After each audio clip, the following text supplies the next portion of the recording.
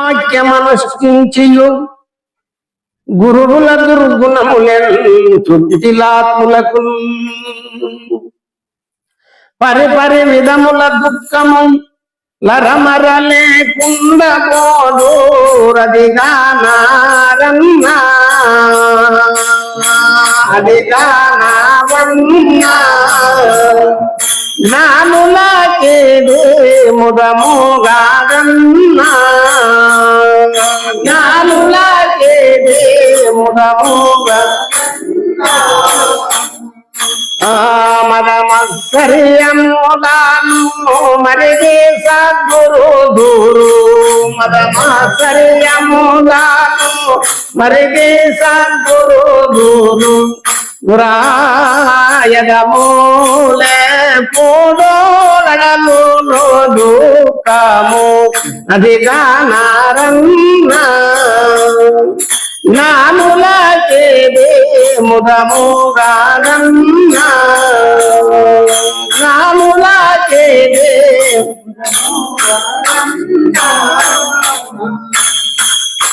గురువాక్యం అనుష్ఠించి గురువుల దుర్గుణములెంచు కుటిలాత్మలకు గురువాక్యం అనుష్ఠించి అంటే గురుపదేశం అయి ఉండి మళ్ళా గురుమంత్ర జపం చేస్తూ గురువుల దుర్గుణములెంచు కుటిలాత్మలు గురువుల యొక్క దుర్గుణముల ఎంచరా. ఇప్పుడు దీనికి బేగంపేట ఆశ్రమం హైదరాబాద్ బేగంపేట ఆశ్రమం నందు లక్షణ ప్రభు శంకర ప్రభువులు అనేవారు ఆశ్రమ నివాసం. వారి దగ్గర చిత్తూరు డిస్టిక్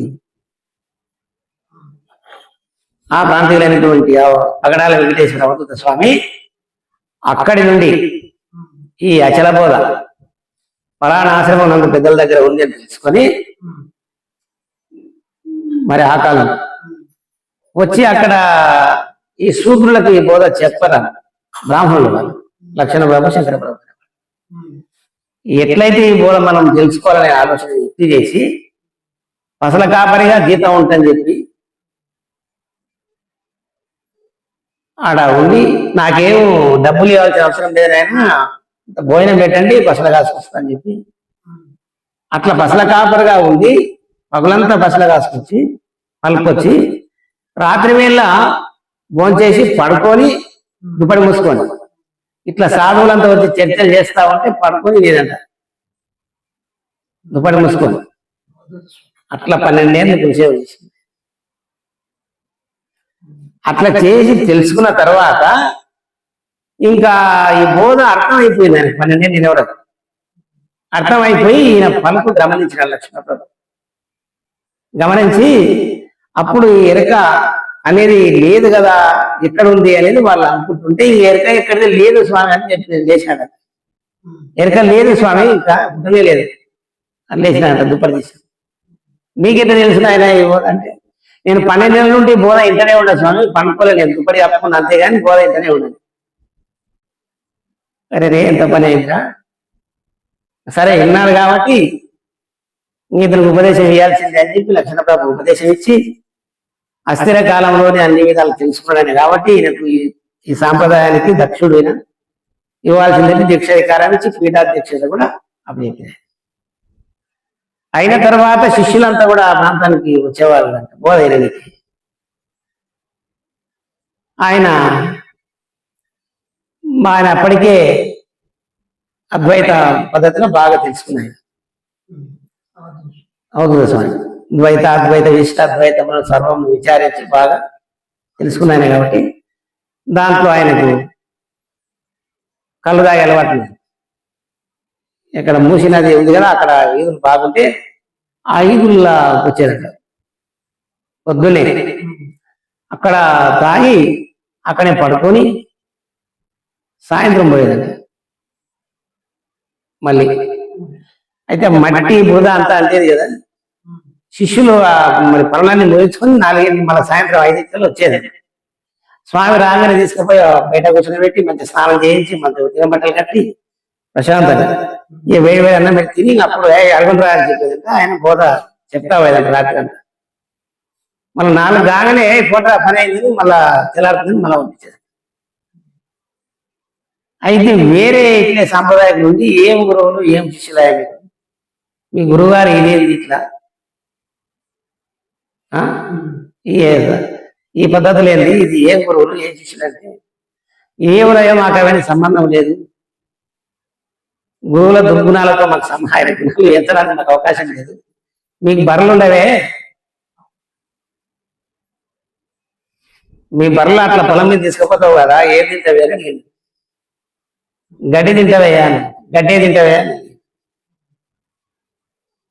బయటకు పోయినప్పుడు గడ్డి ఒకటి తింటావే, ఎండ బాగా పుట్టిందంటే ఆ మోరికలలో పడుతాయి, అక్కడ నీళ్ళు ఉంటాయి కదా ప్రవేశిస్తాయి, అట్లా పడుతాయి, సర్గం ఆడతాయి, అన్ని చేస్తాయి.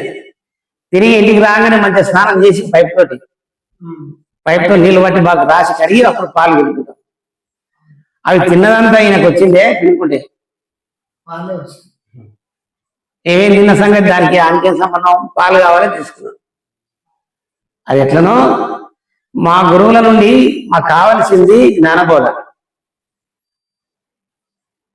అమృత సారం, బోధామృత సారం అది తీసుకున్నాం. వారి గుణములు ఎంచడానికి మాకెందుకు, వారు ఏ స్థితిలో ఉండి అక్కడ చేసినారు. బ్రహ్మం గారు కూడా ఒక సమయం అందు శిష్య సంచారం చేస్తుంటే నీళ్ళు అడిగితే ఆయన పాపం మా దగ్గర నీళ్లు లేవా కళ్ళు తాగని చెప్పినారు. ఏదో నేను జూపలు తీయడానికి పోయని చెప్పి తాగినాడు.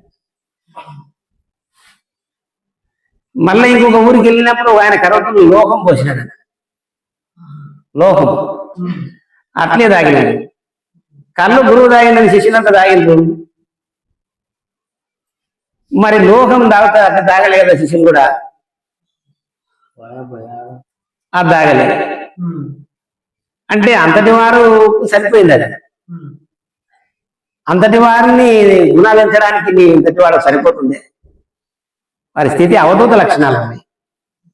అందుకే వారి యొక్క గురువాక్యం అనుష్ఠించి గురువుల దుర్గుణము లెంచు కుటిలాత్మలు అంటే అంతటి భావాన్ని అందుకోలేదు. వారిలో ఉన్నటువంటి యొక్క భావాన్ని అందుకుంటే వారిలో నీకు దుర్భావన రాదట్లా. పెద్దలను దూషించరాదు, గురువులను పూజించవాలి అని అర్థమకూడదు. పరిపరి విధముల దుఃఖము తరమర లేకుండా పోదు, వీళ్ళకి ఎప్పుడు దుఃఖము తప్పకుండా లభిస్తుంది పోదు. అదిగానవన్నా జ్ఞానులకి ఇది ముదము కాదన్నా, జ్ఞానులకి ఇది ముదము కాదు. జ్ఞానం పొందాలనుకున్నావు పెద్దల దగ్గర వచ్చి దానికి సంబంధించినటువంటి యొక్క పద్ధతులను అనుసరించి వారి ద్వారా ఈ బోధ తెలుసుకోవాలి తప్ప వాళ్ళ గుణాలు ఎంచడానికి వచ్చావా ఏమన్నా, దాంతో మనకు సంబంధం లేదు. మనకు కావాల్సినటువంటి యొక్క జ్ఞానం, జ్ఞానం అది మనం పొందాలి. అందుకే అంటే మద మత్సర్యములను మరిగి సద్గురు దూరు. ఎప్పుడైతే వాళ్ళ పెద్దల దుర్గుణాలు వేస్తామో మదము మత్సరం ఇవన్నీ కలిగి పెద్దలను దూరడానికి అవకాశం ఉంటుంది. కాబట్టి అటువంటి లక్షణాలు రానియద్దు. అదముడు అద మదము నెప్పు తలచు దుఃఖ నదిగానవన్నా, ఎప్పుడుకి దుఃఖమే వాళ్ళకి తప్పదు. అటువంటి వారికి జ్ఞానులకి ఇది ముదము కాదప్ప. జ్ఞానులైనటువంటి వారి పెద్దలను దూషించరాదు, ఎవరిని దూషించరాదు. తను తాను తెలుసుకుంట ధర్మం. ఇతరులను దూషించుట కంటే ఇటువంటి యొక్క విలువైన కాలమును తను తాను తెలుసుకొని తను రహిత స్థితి పొందడానికి ప్రయత్నించాలి తప్ప ఇతరులను దూషించకూడదు. అట్లా దూషించేటి వాడు కుజన శిష్యుడు అని. అందుకు ఇంత గొప్పగా ఆయన గారు ఇంట్లో చెప్పాడు. జై శ్రీ సద్గురునాథ ప్రభు మహారాజు.